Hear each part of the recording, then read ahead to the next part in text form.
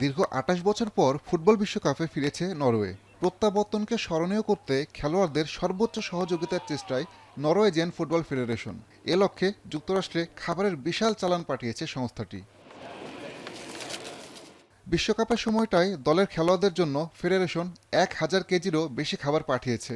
এর মাঝে ৩০০ কেজি সামুদ্রিক মাছ।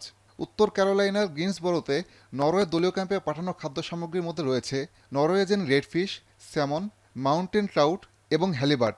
খেলোয়াড়দের পরিচিত খাদ্যাভ্যাস বজায় রাখতেই এমন উদ্যোগ নেওয়া হয়েছে। বিষয়টি নিয়ে সাংবাদিকদের প্রশ্নের জবাবে নরওয়ের প্রধান কোচ স্টালে সোলবাক কেন মজার মন্তব্য করেন।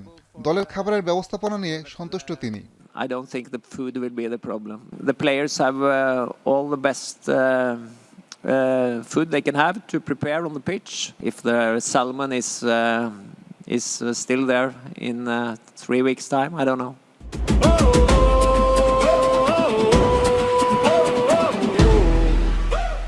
বিশ্বকাপে নিজেদের প্রত্যাবর্তনের ম্যাচেই শক্তির জানান দিয়েছে নরওয়ে।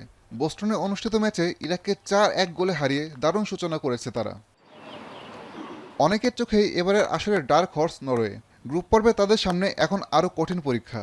আগামী ২২ জুন নিউ ইয়র্কে সেনেগালের মুখোমুখি হবে দলটি। এরপর ২৬শে জুন বোস্টনে দুইবারের বিশ্ব চ্যাম্পিয়ন ফ্রান্সের বিপক্ষে খেলবে নরওয়ে। দীর্ঘ প্রতীক্ষার পর বিশ্বকাপে ফিরে শুধু মাঠেই নয়, বাইরেও নিখুঁত প্রস্তুতির বার্তা দিচ্ছে নরওয়ে।